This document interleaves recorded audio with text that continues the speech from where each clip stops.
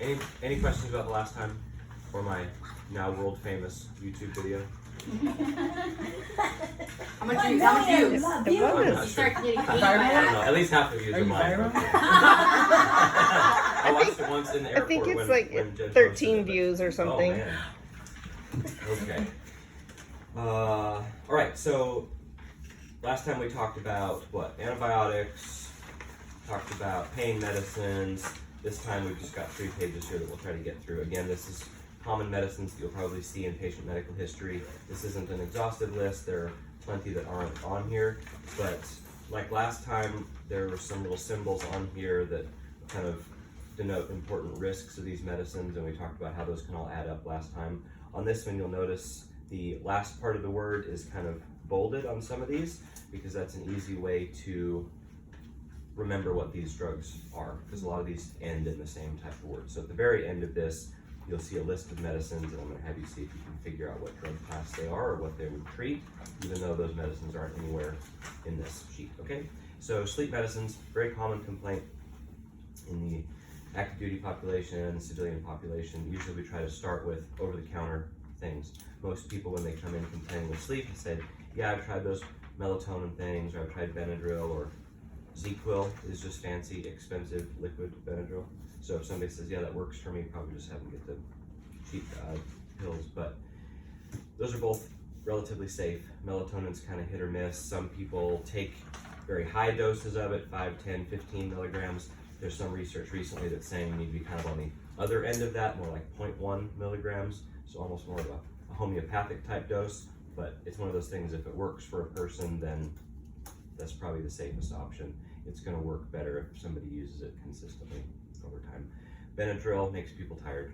It isn't a sleeping medicine exactly, but reliably you'll get about 6 hours of sleep with that if it works for you. But again, you'll see there that even Benadryl increases risk of seizures and arrhythmia. So uncommon, but if that was in combination with other things, could be more of a problem. But it's non-habit forming, it's cheap, it's over the counter, maybe a little bit of dry mouth in the morning. Older patients can have some side effects with antihistamines, so we usually avoid it in them. My first line for prescription is trazodone. It's an older antidepressant, but again, it carries that seizure risk as well. Trazodone, does anybody want to guess why that's written on there as far as a side effect? Has nothing to do with osteoporosis, I'll tell you that. So potential side effect of this, although I've never seen it, priapism, all right, what's that? An erection that's just for no apparent reason, it won't necessarily go away, so that's something that I would need to caution a sort of person on. Third one. Yeah. Has a bone. Yeah. Another option is doxepin. You can see there, it's in a class of drugs called TCAs. Those are older antidepressants as well that can make people sleepy. Twice I've had people complain of having palpitations with that. So that's just kind of I don't know how common that is, but that's something that I've noticed kind of recently. But again, these are medicines that you might see on a person's medical history. You might see multiple of these on there because they're using different things or have tried different things for sleep. And then Ambien, who's heard of Ambien? Anybody with a TV, probably. So there are different drugs in that class. It's considered a hypnotic. It's pretty effective when it works, but there are some side effects possible with it. So other drugs kind of in that category, Lunesta, there are some others, but the main important thing about this is that you take it when you're in bed or just about to get in bed. This isn't one you take on the way home or 30 or 60 minutes beforehand, because you may end up somewhere else not really knowing what you're doing. Sleep driving, sleep sex, shopping, cooking, all sorts of things. Yep. The psychiatrist I worked with took this medication regularly, and one time she took it a little bit early, and she was having all these crazy dreams that she was bushwhacking through this jungle all night, and then she woke up and looked outside, and her big freaking tree, like all of her 5 foot, as far as she could reach with whatever she was hacking this tree, just in her yard was all like torn up. So it'd be kind of funny to see this little I caught my lady out cousin, there. she took it early. I caught her. We couldn't find her. She was in the kitchen in a cabinet eating cereal. Yeah. She was acting really weird. And she Yeah. cut her own hair. Oh my gosh. It also there's a warning for this one that also increases all-cause mortality, meaning more people who use this medicine even for a short time die earlier and die more commonly. It's not gone so far as to say that this increases that risk, that there's a definite cause and effect there. It could be that people who are sicker have problems sleeping and so they take this medicine more often, and maybe that's why they're at risk, but that does hold that warning that people need to know about. All right, any questions about those? No. Right. Migraine, headache. We talked a little bit about pain medicine before. This is more specifically for headaches. That those top two there in a class called triptans, which you can see bolded there. The generic names end in triptan. These are considered abortive treatments, which means it's supposed to stop the migraine before it comes on. So as soon as a patient kind of has that initial sensation, they're getting a headache, or maybe what's called an aura, like their vision changes. Some people will get smells, numbness, tingling, kind of different things that indicate to them that they're going to get a migraine, their aura. That's when they would take it. Imitrex is available in an injectable and in a nasal spray, and that's also the preferred one during breastfeeding. Work the same. Again, it's kind of a Coke and Pepsi situation. If one doesn't work, you might try the other. Fioricet is a combination of butalbital, which is an old drug that's kind of similar to a benzodiazepine, like Xanax type, and then good old-fashioned Tylenol. So there's another place that Tylenol shows up where people might be getting more in their daily diets than they're expecting. And then how about the third ingredient? Does anybody know? Caffeine. Yeah. Some formulations will also have codeine, but yeah, caffeine is what that blank is for right there. So that overlaps a little bit with the over-the-counter Excedrin that also has Tylenol and caffeine in it. Pretty effective for tension headaches, but with this one there's a higher risk of rebound headaches or medication overuse headaches. So if someone's taking this every single day, a couple times a day, they very well might get a headache because they're going to wake up the next day and not have a headache and not take this medicine, and that's going to in itself trigger one. So maybe a few days a week is okay, but if they're needing to take something every day for headache anyway, then probably it's not working. Which brings us to Topamax, topiramate. That's an everyday preventive medicine that people might take for migraines. Or, yeah, and this can make you a little bit dopey, okay? Sleepy, confused, foggy thinking. So yeah, you got trazodone and Dopamax. And then Elavil or amitriptyline. Even still pretty frequently you'll see triptylines on people's medical histories, not so much for depression anymore, but more for headaches, chronic pain, fibromyalgia, sleep. And the thing with these is they make people tired, so even these sometimes will just be prescribed for sleep alone, but they can increase appetite and increase weight gain. And TCAs are kind of dirty drugs as far as their side effect profile. They also increase risk of arrhythmia and risk of seizures, and they're fatal in overdose. So that's one reason that we've gone away from treating anxiety and depression with those. Overdose of most any medicine, especially behavioral health, can be fatal, but the triptylines, the TCAs, notoriously have that side effect. All right, and all those that were up above are prescriptions, of course. Heartburn medicine, these are very common. These are over the counter. The generics have gotten a little bit more affordable, but even the Prilosec are still pretty expensive, even over the counter. Omeprazole and esomeprazole. Do you remember we were talking about Celexa, the antidepressant and anti-anxiety medicine, and it was citalopram, and S-citalopram was Lexapro? So this is the same kind of idea. You've got omeprazole and esomeprazole. So somebody found a way to break it in half and market it as a whole new drug, when really it's a similar version of the other one. These are in a drug class called proton pump inhibitors. They're not really an as-needed thing. A person might take this every day, and it basically just decreases the amount of acid production in the stomach. And then Zantac is an over-the-counter, as needed. This is also an antihistamine, so it's similar to other antihistamines we talked about, Benadryl, but Zantac doesn't really make you tired. It's a different histamine that it blocks. But Zantac's had some bad press lately about some of the formulations having a carcinogen in them, so there's been recalls, and As far as I know, it's only certain brands, certain types, not they haven't found that the drug itself causes that. It's just extra chemical that they found in some of the formulations. And then allergy medicines, these are also antihistamines primarily. Claret and Zyrtec, Allegra, you're going to see those very frequently, especially in our kids for their allergies, their eczema, their asthma, those type medicines. I've listed there kind of my preference as far as which ones are the weakest and strongest. Zyrtec, even though it's not supposed to be sedating compared to Benadryl, it still can be a little bit, so sometimes you give that a little bit. But again, I'm sure most of you have seen some of these medicines on people's lists, and it can be helpful to know why. Flonase is that nasal steroid, is that bottom line there.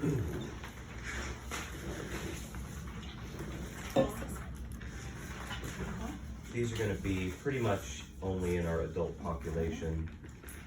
Hydrochlorothiazide or HCTZ or chlorthalidone. Those are very often first-line drugs that we'll give for blood pressure.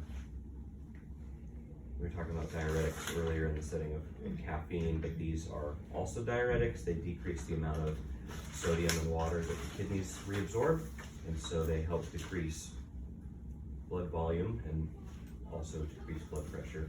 These aren't the most potent. They're not going to get the biggest reduction in blood pressure with these, and the diuretic effect is kind of minimal over time. Some people will notice some increased urination at first, but this isn't a medicine that is going to typically dehydrate someone. Usually it's not as strong a diuretic as some others.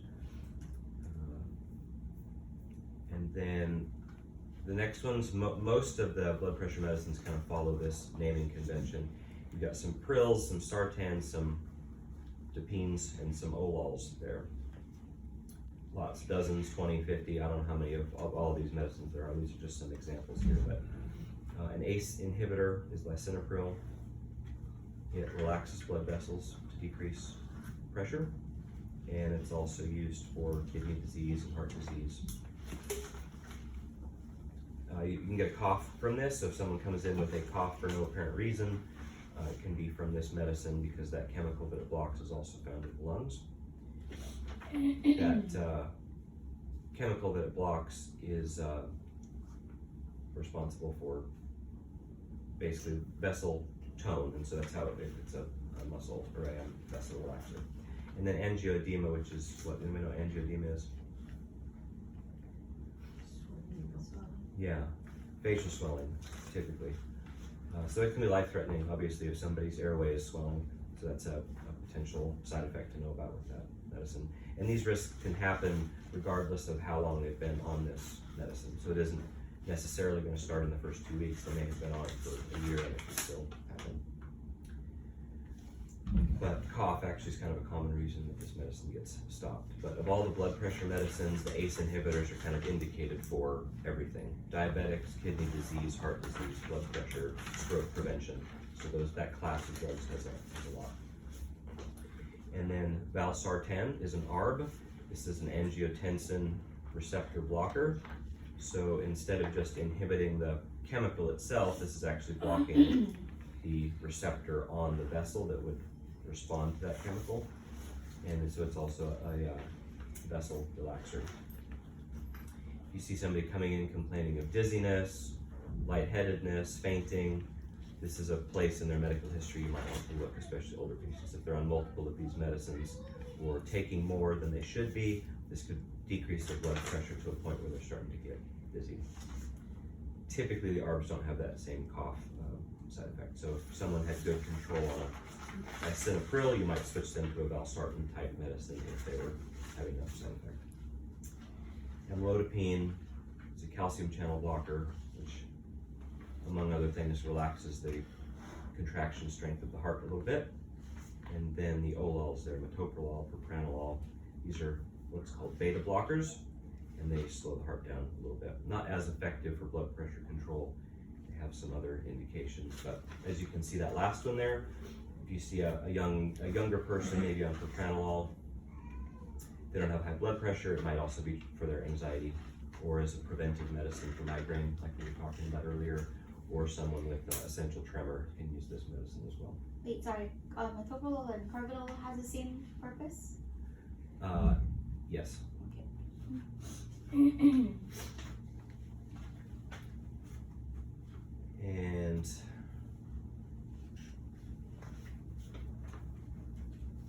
then the next class there, the statins for cholesterol, Lipitor, Crestor, some common ones that you might see.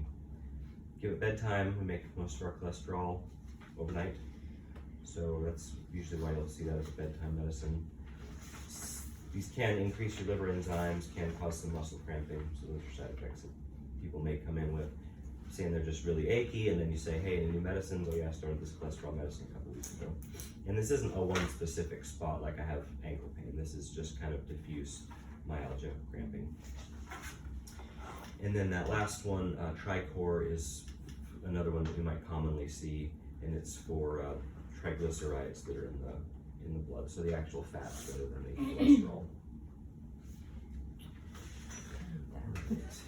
Any questions about those? Okay. So then the last category here is other, because I didn't know what else to call it. So this is just kind of a random list of medicines that I thought, well, we'll probably see at some point. Ivermectin. Anybody seen or had or familiar with ivermectin? You can see some of the indications there. Lice, worms, scabies is that blank there for patients over 15 kilos who are not pregnant. And then there's also a topical version of that. Permethrin there also. Somebody comes in with scabies, you just slather yourself up with that and let it sit for a while. Valtrex, pretty safe medicine there for, we use it to treat herpes virus and shingles virus both. So some people will take that as a daily preventive. Let's say they have genital herpes and they're trying to be safe and reduce their chance they're going to pass it to their partner, reduce the chance they're going to have an outbreak. They might take that every day as a medicine to help suppress their viral production, or as kind of an outbreak treatment. So I get an outbreak, whether that's a genital lesion or cold sores, then you would take that kind of a higher dose up front over a day or so to kind of stop that. And again, that's best used kind of at the initial sign of any kind of symptom of that. As you guys probably know, for herpes, there are basically two viruses. There's HSV1 and HSV2. Typically type 1 is on the mouth and type 2 is on the genitals, but as you know, mouths and genitals sometimes come in contact. And so it's not really a reliable method to say, like as a blood test, this is a type 1 or a type 2. If you do a blood test for this and somebody's positive, you're not going to know, do they have a cold sore, do they have genital herpes, is it one or the other? So really the best way to diagnose a lesion that you're suspicious of for this is you have to take a swab of it so that you know exactly You can do what. urine as well for it. Not for this one, no.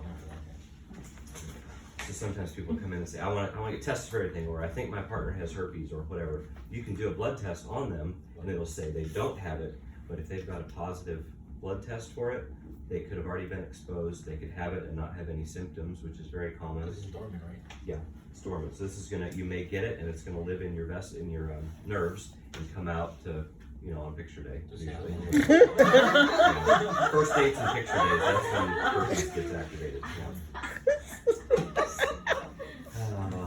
But anyway. So, diflucan, yeast infection treatment, just one pill once, effective for about 80 or 85% of women with vaginal yeast infection. For the other ones, you may either repeat the dose or do a topical thing, but this is pretty safe, except for pregnancy. The initial research showed some birth defects in women who were taking very high doses of this during pregnancy. And so they said, well, probably let's just not give it at all. And then they went so far as to say even a one-time low dose could potentially cause issues in first trimester. So we just don't give this as a by-mouth version to pregnant women. And we use the topical, which is a vaginal gel that they would use instead. All right. Albuterol. Who knows about albuterol? Ever seen that in this clinic here? No. Never heard of it. I thought you hadn't, so that's why I put it on here. So it is a bronchodilator. Primarily what we're gonna see it for is reversal of bronchospasm, so for asthma kids or even adults who come in. Sometimes you'll use it for cough, bronchitis, wheezing. If their lungs sound clear, probably they don't need albuterol, but we still sometimes give people inhalers for bronchitis anyway. Flovent and ProAir are the brand names of it there. But also for treatment of COPD. And in the nebulizer form that we would give here, usually that's going to be 2.5 or 5 milligrams in clinic. And then what's the first thing you're going to do though if a kid or a person comes in and they're kind of wheezy and you check their vitals and their O2 sat is 90%? What are you going to do before you come and tell me, hey, I think this kid's having an asthma problem? What can you give them that would maybe help in that situation? So that's going to require a prescription, but they'll probably need a Duoneb. But what's their oxygen levels now? 89%. What are you going to just give them? Yeah, just put some O's on them. It's not going to hurt. Yeah, so they can have some oxygen while they're waiting, while you're finishing their intake. Obviously, if they're unstable and turning colors, then let somebody know. But if somebody's having a little bit of increased work of breathing and their oxygen level is under 96%, probably 95%, then just put them on some oxygen. So what's the recommended liter flow then if you're administering oxygen? Just put it open. 10? Yeah, 10 star, 10, 15. All right, ipratropium is a steroid. Atrovent's the brand name. So the dosing on this is kind of helpful because it's 0.25 to 0.5. So the numbers are the same as the Flovent, but the decimal place is different. So you combine these two into a Duoneb. That's exactly right. That's going to be for someone who thinks probably going to need a little bit more intervention early on with that steroid treatment there.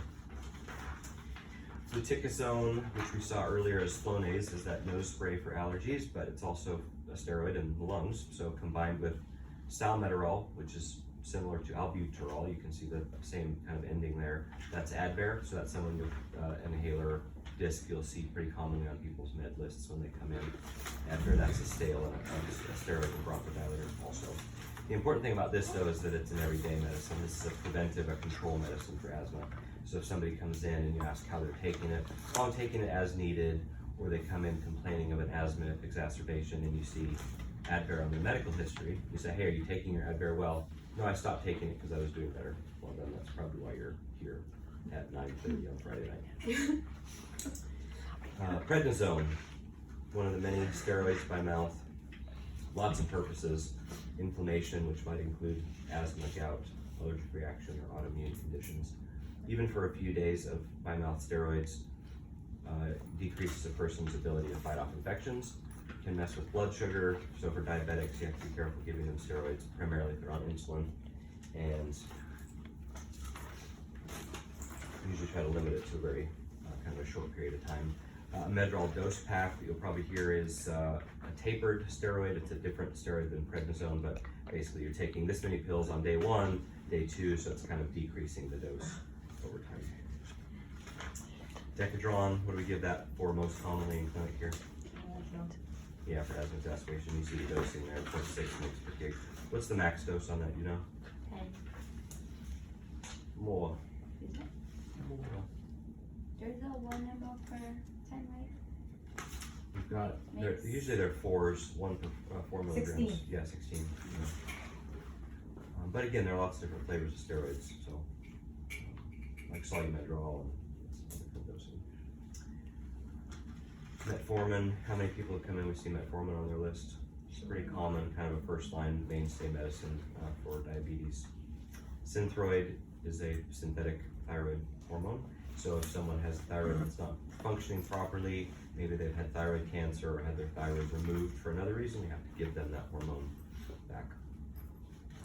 And then just as a big class, if you see ethinyl estradiol, they're on birth control, but it's going to be combined with, you can see that's just 4 of them there, but I counted their 1 zillion combinations of this, so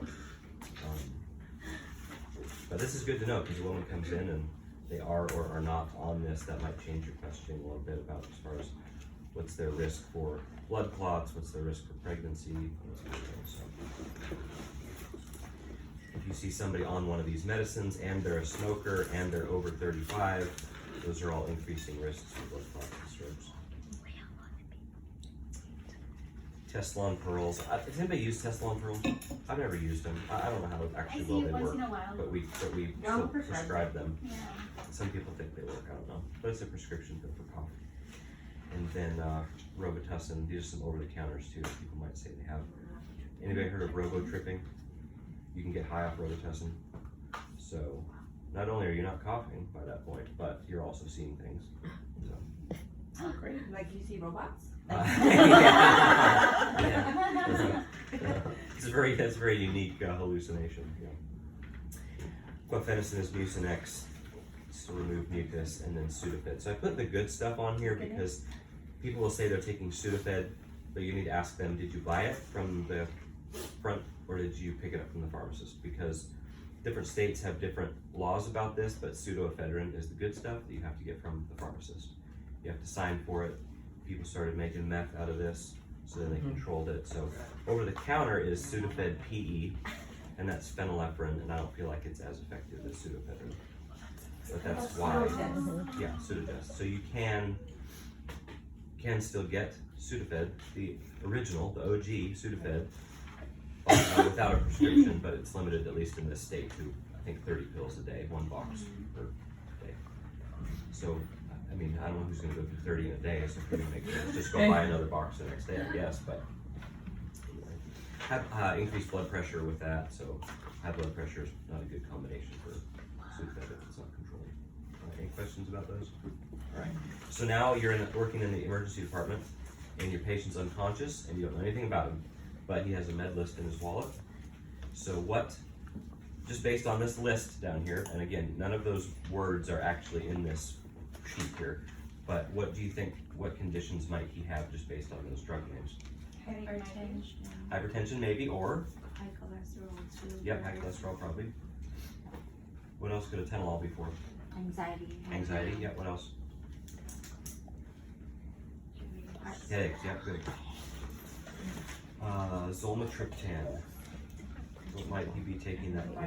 Yeah. So he's on Atenolol and Zolmitriptan, so maybe that's for headaches, maybe he has anxiety, maybe his headaches make him nervous, I don't know. Really about. What about pantoprazole?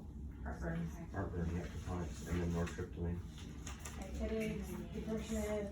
Yeah, headaches, depression, sleep. Yep. So now you know that this patient has all these conditions just based upon some lists of medicines in there. Anybody have any questions? Good job, Brandy. Oh, thank you. Appreciate your time. Like and subscribe. Yeah, right. Yes, like and subscribe. Click the link. No, I'm Click below.